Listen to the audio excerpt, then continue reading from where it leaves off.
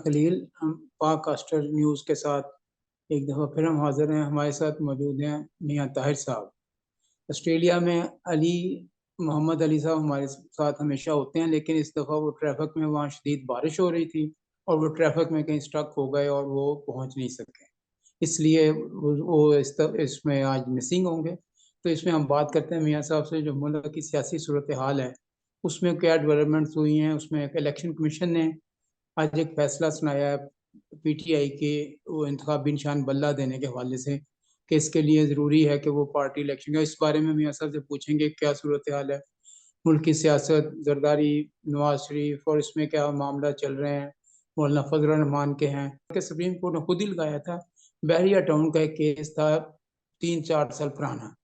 उसमें बहरिया टाउन ने वही जो जिसमें पीटीआई खान साहब भी मुलव्वस हैं, इमरान खान साहब 190 मिलियन पाउंड जो बरतानिया से आए थे और उन्होंने सुप्रीम कोर्ट को दे दिए, इनडायरेक्टली में मलक रियाज को भी वापस कर दिए थे। उसका सुप्रीम कोर्ट ने दोबारा इनकी जो अपीलें थी बैरिया टाउन की ही, एक्चुअली वो खुद नहीं चाहते थे कि ये अपीलें लगे, उसकी वजह से वो काम चल रहा था। लेकिन अब supreme court chief justice change हुए, काजी फायजी साहब, उन्होंने वो समाअत के लिए मुकर्रर किए। पहले तो उन्होंने उनसे ये पूछा कि भैया आपने 2 साल हो गए, क्यों नहीं दरख्वास्त की कि इसको समाअत के लिए मुकर्रर किया जाए।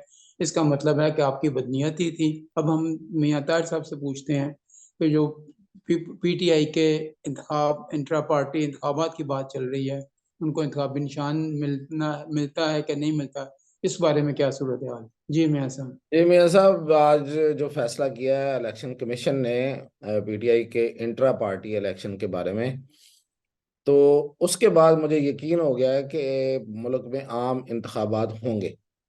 आपको पता है, मैं आपसे भी अक्सर तबादला ख्याल करता रहता हूँ, लोगों से भी बातें कर रहा था पिछले दिनों के इंतखाबात में थोड़ा शुकूक व शुबहात के बादल मंडलाने लगे हैं।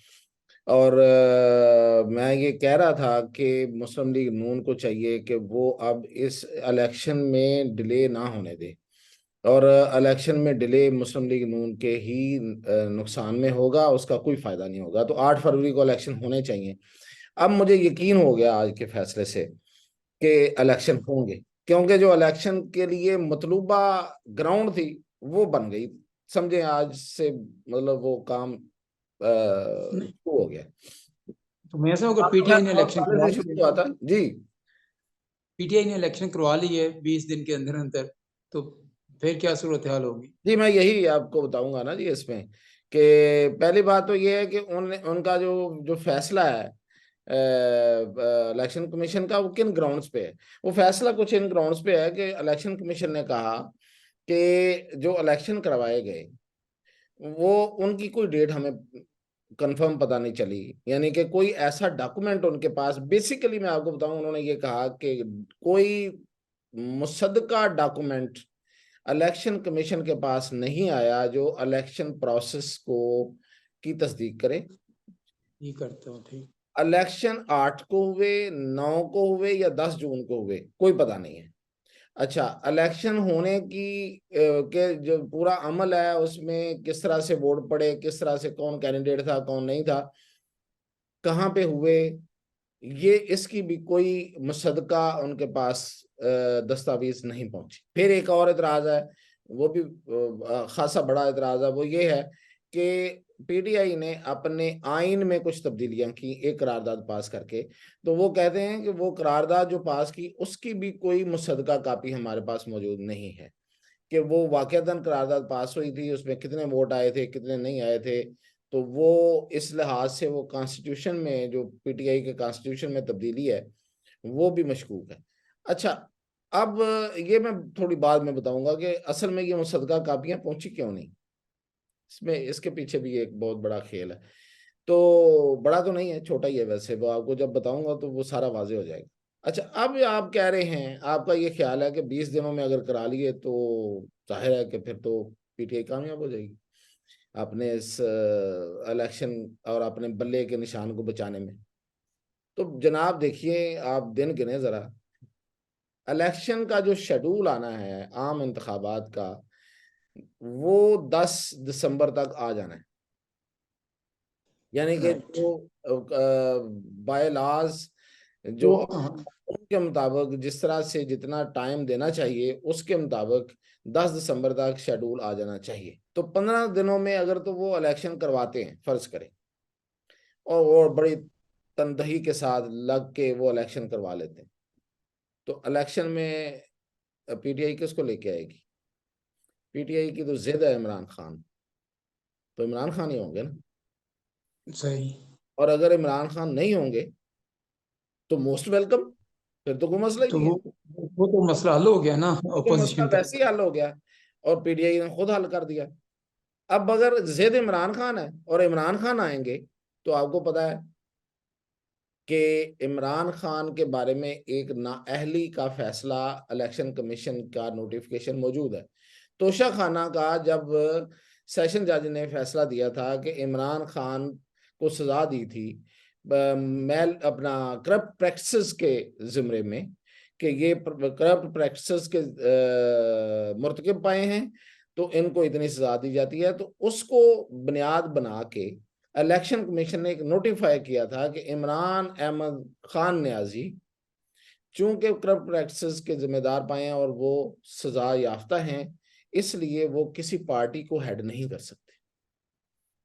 तो इस पे तो उनका नोटिफिकेशन मौजूद है और वो कैंसिल नहीं हुआ। वो उसको ना कोई किसी अदालत ने किया, ना इलेक्शन कमीशन ने वापस दिया।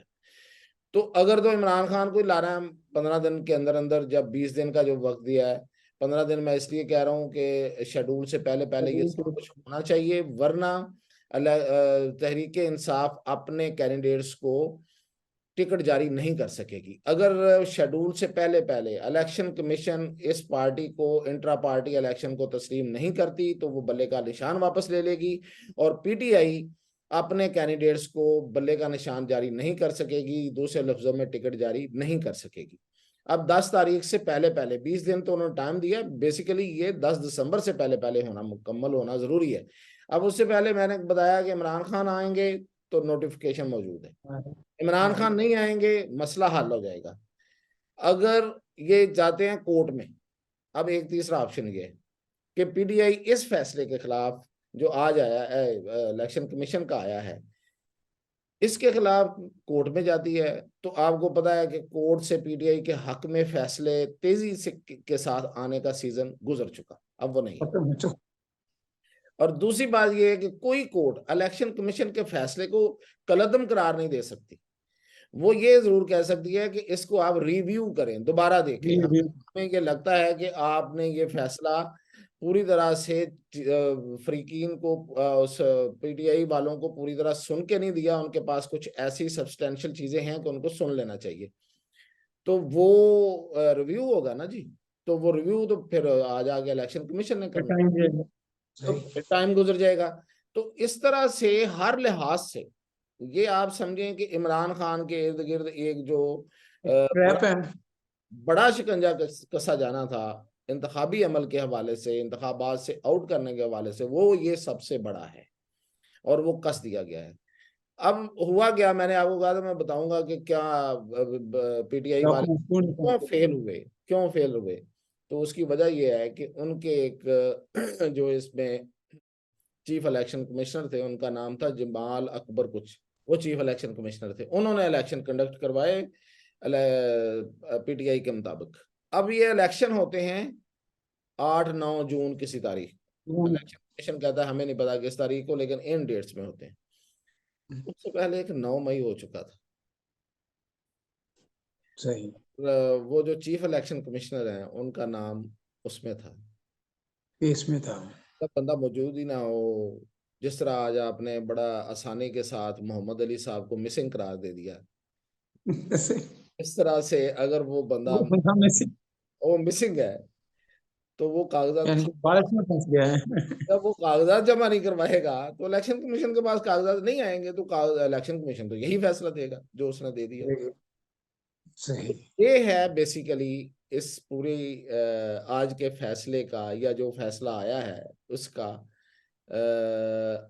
असल मकसद और इसकी जो मंजिल है इस फैसले की, वो ये होगी जनाब। तो इसमें तो मियां साहब फिर इसका मतलब है कि पीटीआई के लिए इंतखाब एक तो बल्ले के निशान पे और वैसे इलेक्शन लड़ना काफी मुश्किल होता जाएगा। उसके अलावा उनको उम्मीदवारों का भी मसला है कि किसको सिलेक्ट करेंगे, किसको रखेंगे। कोई कोई परवेज लाई साहब हैं, शाह महमूद कुरैशी है, अगर अदर दिन इमरान खान कोई आए। तो इसलिए एक्चुअली आपकी बात सही है कि वो 10-15 दिन में उनके से ये फैसला करना या ये डिसाइड होना उनके लिए काफी मुश्किल लग रहा है। तो इसका मतलब यही है कि आपने जो नतीजा निकाला कि इलेक्शन 8 फरवरी को होने जा रहे हैं।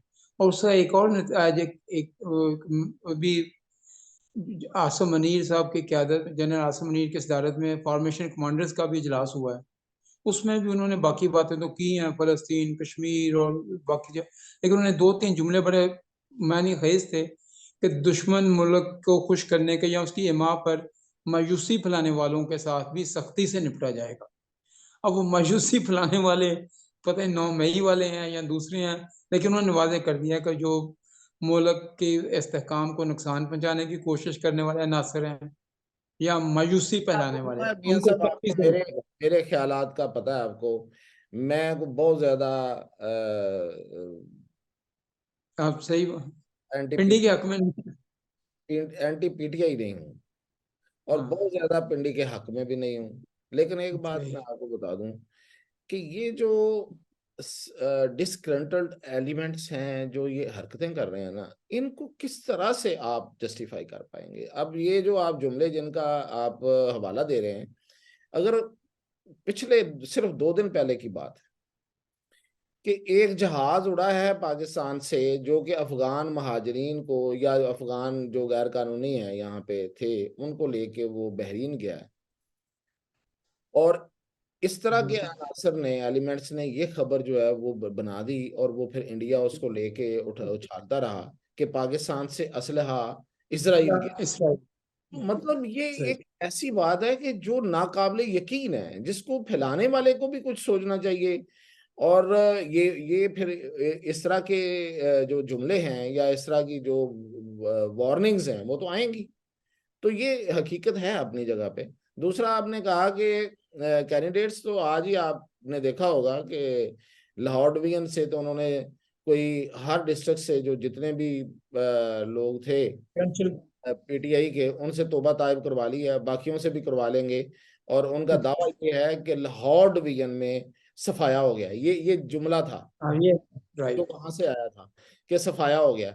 अब हुआ या नहीं हुआ, या हो सकता है कि ये प्रोसेस शुरू हुआ हो लेकिन उन्होंने एक दफा सफाया कर दिया। इसी तरह आप देख लें पंजाब की बाकी डिवीजन से भी बारी बारी ये काम शुरू हो जाएगा।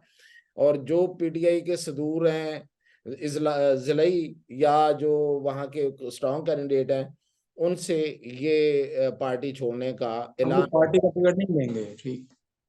वो पीटीआई का टिकट नहीं लेंगे, इसका मतलब। और एक बात आप कर रहे थे शुरू में जो कि आपने सवाल अभी तक नहीं किया, मैं खुद ही कर देता हूँ टाइम की कमी की वजह से, कि आज आसिफ जरदारी टीवी पे नमूदार हुए और उन्होंने कुछ वजाहतें दी, मैं वजाहतें ही कहूँगा। और उन्होंने फिर एक दफ़ा फिर दोहराया कि ये इलेक्शन जो है वो 8 फरवरी को होंगे, उनको पूरा यकीन है। और उन्होंने ये भी कहा कि वो शफाफ होंगे। तो दूसरा, राइट। उन्होंने अपने ही फरजंदे अर्जमंद जनाब बिलावल भुट्टो जरदारी साहब को ना तजर्बाकार भी करार दे दिया। तबीयत में कमी का जिक्र किया। और उनकी तरबियत में अभी कमी है।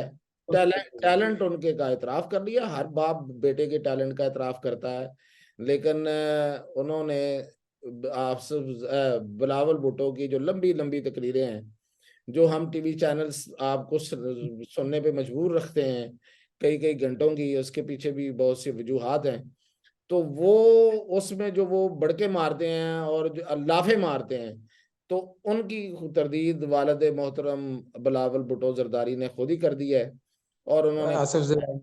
कि वो तजर्बाकार बंदा नहीं है। और मैं बच गया हूँ, मुझे उसने बाबा नहीं कहा। यानी कि उसने कहा कि हाँ, शुक्र है मैं बाप था इसलिए मैं बच गया हूँ। तो अच्छा। मतलब सब कुछ ही कह दिया आज आसिफ जरदारी ने, अब क्या रह गया सही। पीछे? मेरा नहीं ख्याल कि नून लीग को अब बिलावल भुट्टो जरदारी पे तनकीद करने की या को उसको जवाब देने की कोई जरूरत पड़ेगी। और दूसरी बात यह है कि मैंने कहा था कि ये वक्त आ सकता है, आप दोनों मिलके या नून लीग तो और जरूरत पड़ी तो पीपल्स ये आ पार्टी भी मिलके। जाएगा कि आसिफ जरदारी और नवाज शरीफ इकट्ठे मिलकर प्रेस कॉन्फ्रेंस करेंगे। क्योंकि बिलावल भुट्टो जरदारी ने परसों या कल एक बहुत ही गैर जिम्मेदार बयान दिया है।